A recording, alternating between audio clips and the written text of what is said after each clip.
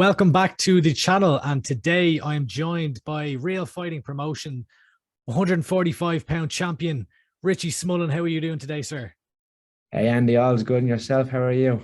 I'm doing great. So Richie's taking on Miroslav Dushnyuk this Sunday, the 20th of February, in the main event of RFP 88, going for the second belt. So moving up to 155 pounds and trying to cement yourself as the next champ of SPG. Isn't that right? Yeah, something like that. The 155 is good. There's no weight cut. It's pretty simple. It's nice for a change, especially after Christmas. Yeah, We'll you're be eating back. well, are you? I'm eating well. I'll be back to 145 next. Yeah. So I was going to ask that, but I suppose I was going to wait a bit. But is this just is it just the lure of the second belt that's bringing you up to 155 here, or are there any plans to No, it's stay just an away? opportunity. The fight was offered to me. Like I am a 145-pound fighter, but if you look, I fought 155 probably as much as 145. Like if the opportunity comes, I will take it. Why not? I mean, you're meant to be a fighter. It's only 10 pounds. I mean, it isn't that much realistically.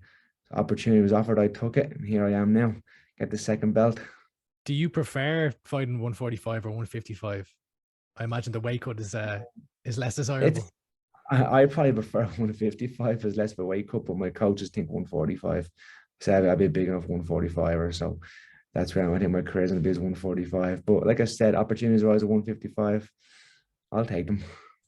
And how are you doing anyway today? So it's been a long travel day by the sounds of things, getting over to Ukraine. How are you? Yeah, it's been a long day. I left my house this morning at about 5:30 in the morning. It's now 20 past 11 Ukraine time, 20 past 9 back home. I'm not long here.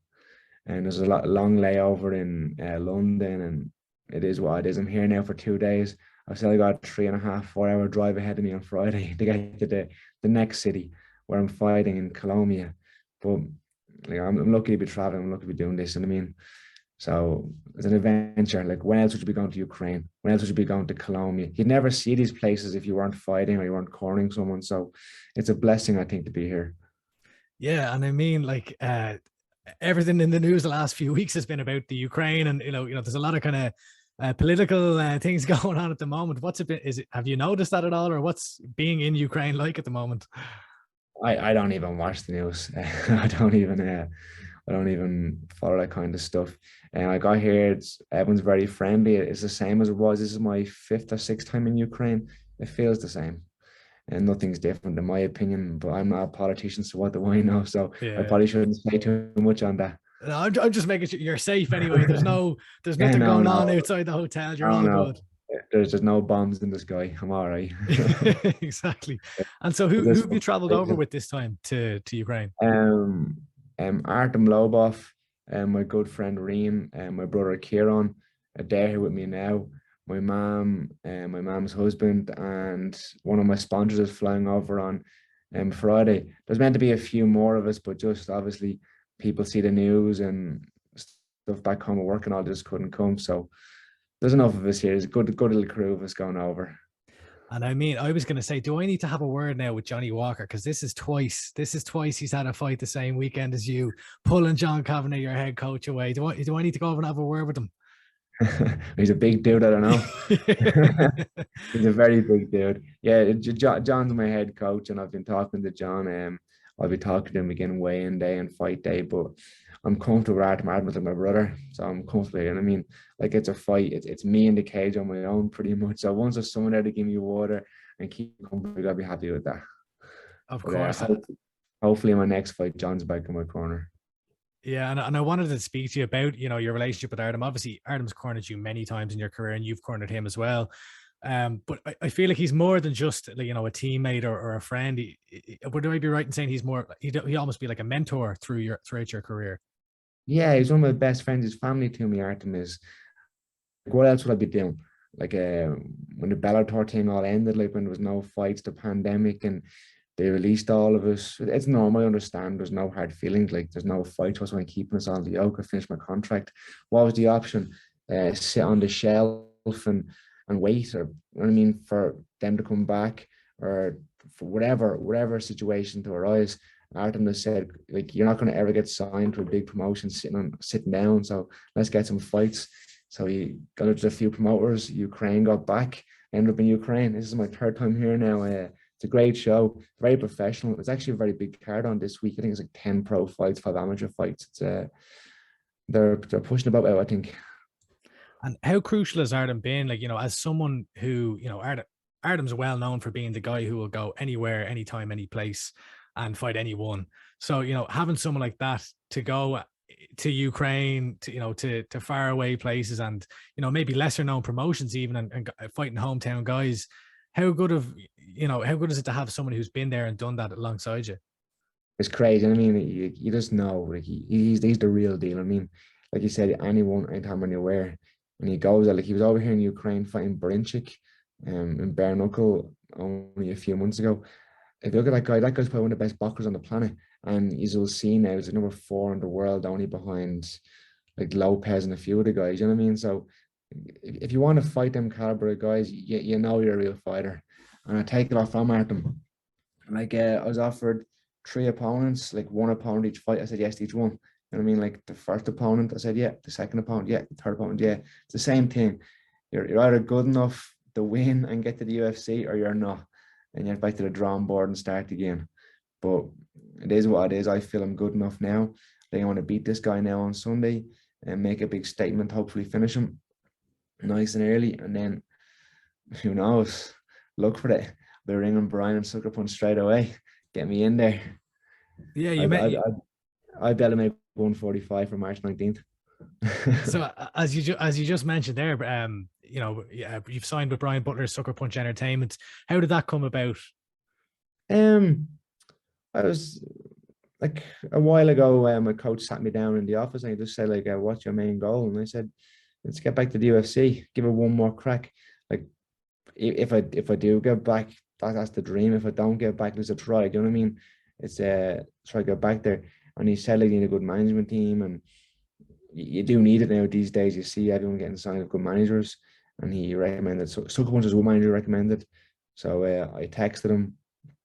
And actually Dean Barry texted for me as well.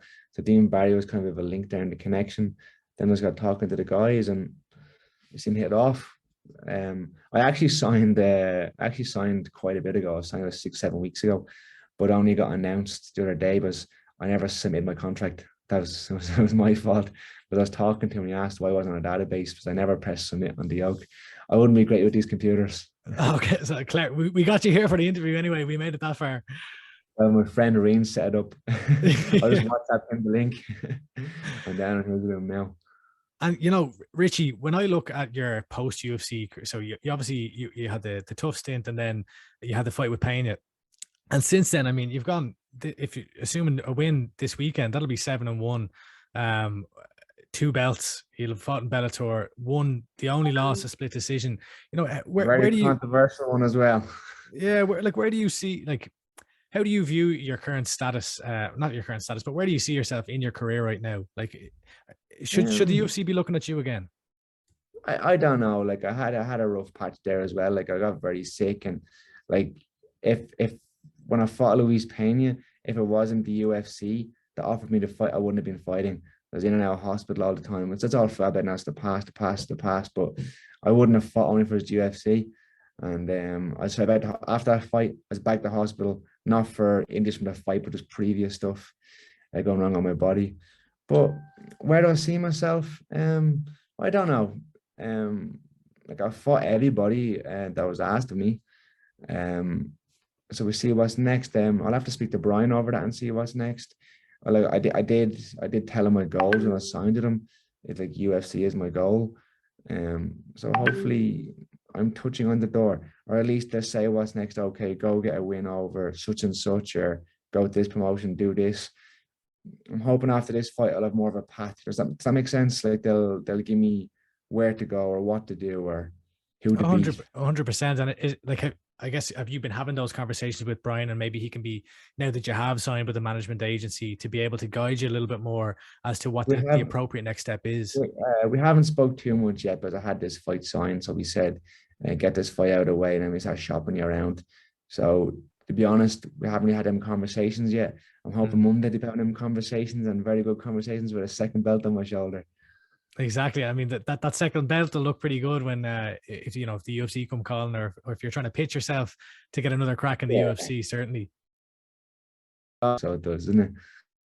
Well, Yeah, it's a selling point. absolutely. And you know, when you're over in Ukraine, there's obviously a massive card coming up next week at home. You know, a lot of your SBG teammates are fighting on the Yeah, Bellator I show. think there's 10, I think.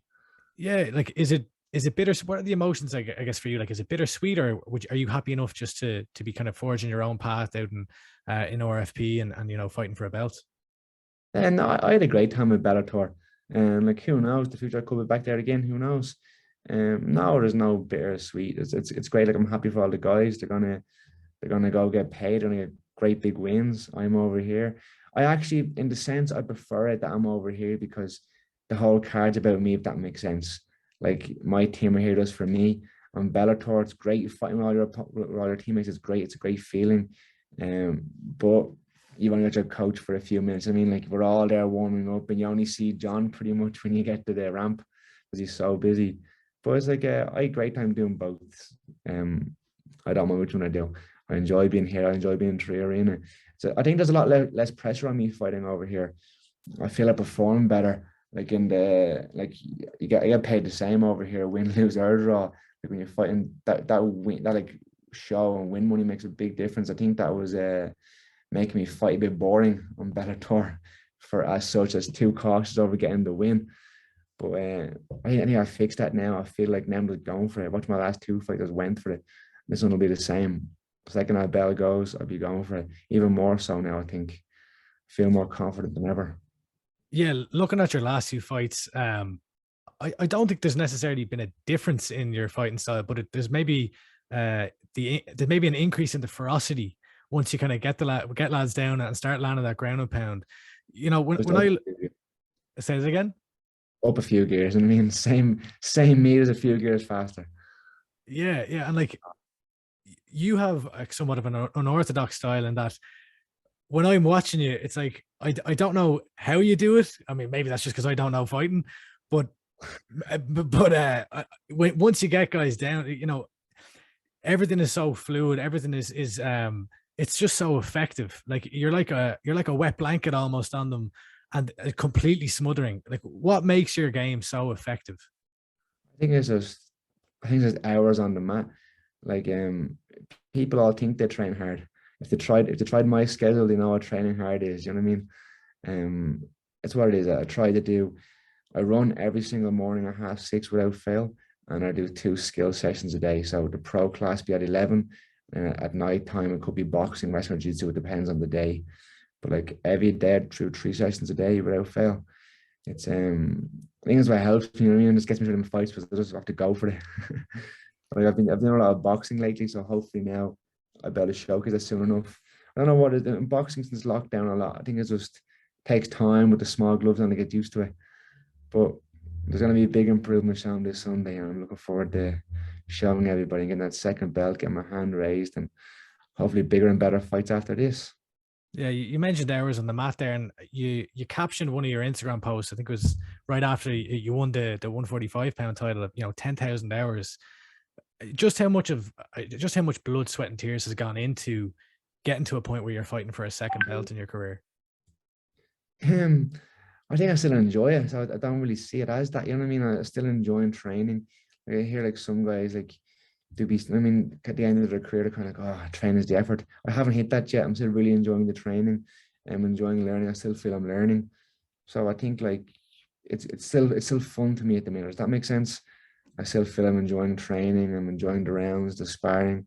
I've had great sparring this camp. I've been sparring with Kieran Clark, Blaine, Dara Kelly, the name. I feel like we've been sparring twice a week, 10 rounds twice a week, a few of us, a group of 6. And like, training's been amazing. I've probably never sparred so much in my whole career as I have now. And I when just when you feel look like, back at maybe comparing yourself now to the Richie Smullen who was going into tough and who fought Lewis Payne in the UFC, what's the difference between you now and you then? I uh, I look after my body a lot better now than I did back then. I remember myself very sick, eating like a fat pig outside camp and then starving myself to make weight, and then that led to very dangerous downfalls, which I learned my lesson from. So I think I was a better athlete now. You know what I mean? Like back then, I always trained hard, to be fair, but I wouldn't have dieted at all. And then come fight week, I'll be dying making weight. And then it caught me in the end, and it caught me at the most crucial time of my career. I had a big chance as Ultimate Fighter. I was picked first. I believe I was one of the better guys there, but just it is what it is. Lessons learned. My fault. It was all my fault. But nothing I can do now, is there? You can't rewind time. Yeah, of course. And it sounds like, you can correct me if I'm wrong here, but that the goal is to get back to that's the ultimate goal, is to get back to the UFC, is it? I think so, yeah. Like that's my ultimate goal. I think it's everyone's ultimate goal realistically. They are the Premiership. If you look at like all the rankings, people see other promotions pay the same. Like it's not all about the money. Like it's rankings as well. Like I view the UFC as the Premiership. I mean, that's the biggest league in the world as in football terms. So that's where I want to be. I want to get back there. I want to try my hardest trying to get back there, so I have no regrets. That's where I'm at now, is just hardest get back to the UFC, and then that's it. Then I mean, I'm good enough to be there, or I'm not good enough to be there, but I won't know till I go back in and try again. That's all I can do. And when I look at, say, European fighters who have been getting signed to the UFC over the last couple of years, there doesn't seem to be there's not a consistency in how people get there. So like some fighters might get in and they might get an easier matchup than some others, or some fighters might get straight in off of winning a belt. Others may have to go through the contender series. And when I'm looking at it, I'm saying, like, I can't, if I was to choose a specific fighter and say, will they get straight in or will they have to go contender series? I just don't know most of the time. If you were at, yeah, if you were asked to compete on, say, Dana White's contender series, would you be open to that? Of course. And that's probably the most logical route, I presume. I don't mind what it is. It's just like whatever they say, whatever Brian says, recommends me to do, I'm going to do it. Like I said, I'm going to give it one really good shot now, try to get back in and try to get that win in the UFC. That's my main goal. So the contender series, whether I have to go to whatever show they tell me to go to and beat this guy, that guy, that's what I'm going to try to do. You're here and you're ready to step up and do whatever it takes, essentially. Like I really enjoy doing this. You know what I mean? I really enjoy fighting still. Like I love getting away. There's obviously the nerves on a fight. You're like, oh fuck, why am I doing this? Do you know what I mean? When you wake up on fight day morning, but for the best part, I love it. What's your favorite part of it? Is it the training? Is it the camaraderie? Is it the fight itself? I enjoy the training and the camaraderie, as I say, but like when you get that win, like that few minutes after you win, even that whole night, like no one can take it away from you. You know what I mean? Their memories look back on forever. Like even the last fight there, I won that last fight in the Ukraine, actually only over the road, in the arena over the road. Like when they dropped that gold confetti from the roof and they put the belt around me, it was crazy. It was I have some little clips on my phone that were sent to me, and it's crazy to see, look back on. It's a memory I'll have forever. Does it feel real? Like when I was speaking to Brian Moore recently, he described the feeling of winning a fight as almost like ecstasy or something like that. Like when you're in that moment, and as he said, you know, there's confetti coming from the sky, you're after winning a belt. Does it feel real? Yeah, no, it's a crazy feeling, and you're on cloud nine for ages. And I mean, it's you go home and you enjoy your food, and then back to the gym the day after. It's just a way of life now at this stage. And thankfully, my last two fights I haven't been injured at all. I was able to go straight back to the gym. My last Bellator fight, I wasn't injured as such, but the canvas was so rough. I got really bad mat burns, like disgustingly bad. I couldn't walk for 2 weeks pretty much. So at least in the cage over here, it's like a vinyl surface. So hope it doesn't happen. That's the downside of the grappling, is all the injuries from off the mat burns and the cuts. Yeah, well, fingers crossed, not this time anyway. And No. maybe we pivot to the fight now. So you're taking on Miroslav Dushnyuk. Just about got that name right. I've been practicing that one for a while now. What do you know about him? Have you looked at much tape on him? No, I actually didn't. Artem sent me his 5 fights there recently. I haven't watched them yet. I don't really want to. I don't think there's any need really to watch them, because I don't need to play in my head what he's going to do.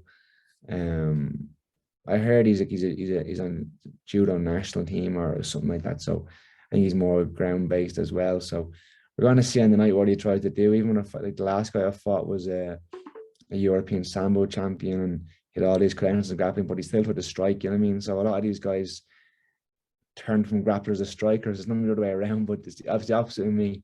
Even grapplers are striking me. So I don't know what he's going to do. I don't know. Actually, I won't even do. I never know till I get in there. Yeah, I you're was safe. the exception to the rule when it comes to converting strikers I to don't even grapplers. know what I'm gonna. I don't know what I'm gonna do myself when I get in there. But I'm looking forward to. He's gonna be a good opponent because, like, I mean, I'm gonna hit. I don't know if it's his home city or not, but I'm in his country, so I mean, he will have more support than me, and he will be maybe the favorite. I don't know, but I'm on a. He's got 5 rounds. You know what I mean, with me in there, so it'll be a long time if it goes 5 rounds for him. As I I know. know, I can do 5 rounds easy. I know you said that it's it's been very hospitable the entire time with RFP and everything, but when you're generally going in there and you're fighting maybe not hometown guys but Ukrainian fighters, is it a bit mad like with the crowd kind of on your back and obviously cheering against you the entire Yeah, time? it's actually a lot different than back home. Like if you see back home, if you fight in a away fighter back home, I mean, it's a little bit different over here. They're a bit more chilled out or something. I don't know how to describe it. Like it's crazy. Like the tree arena, I wouldn't like to be in a wave fire in the tree arena. It's not the same over here. Like you might only get a louder cheer, but it won't be to the same kind of effect, if that makes any sense. They're a lot more chilled out. I don't know what it is. They're a lot more straight faced over here or something. Yeah. When you go into a fight, like you obviously haven't looked at it. You said you haven't looked at much tape on him at all, or none really. I know you mentioned there that you said you don't know what you're going to do, but I feel like generally when I think of a Richie Smullen fight, it's marching forward, striking, and then immediately shooting for that takedown, getting it, and then from there it's just jujitsu, and then a lot of ground and pound. Is that what Yeah, you're expecting? Is that what you're expecting on Sunday? that's what normally happens anyway. I always say I'm gonna go out and do this, that, and that normally happens, like you said. So it'll probably be the same this time. I've all these plans in my head. I'm not know what I'm gonna do, but it'll probably be the same on Sunday night. It will be the same on Sunday night. You know what I mean?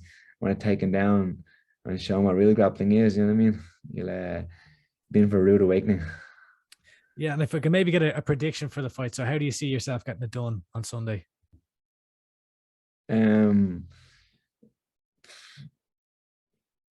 I don't know what it's gonna be like. And like the last guy's very fit and strong, but like I seen the last, but I was bollocked after round one myself. So I'm fucking tired now.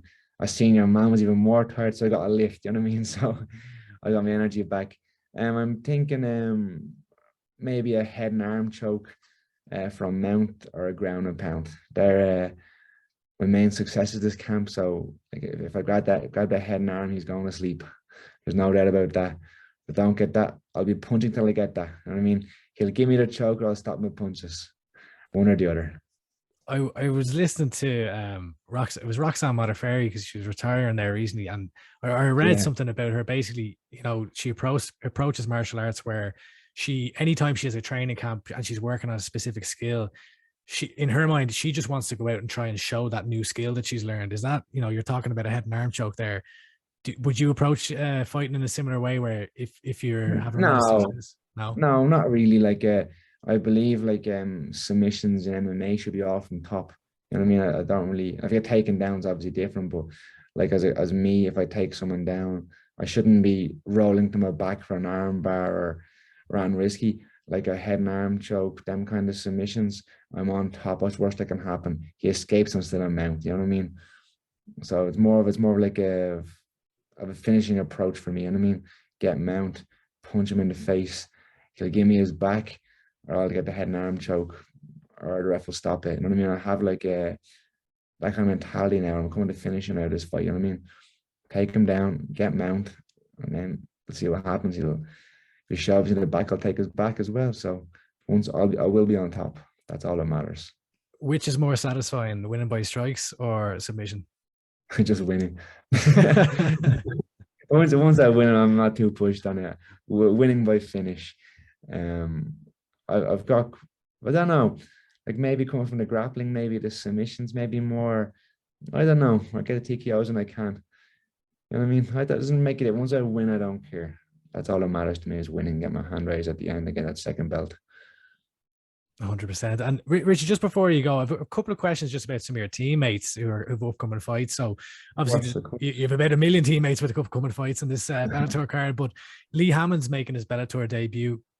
And I know you're quite close with Lee, and you know you've cornered with Lee many times, and trained together for years.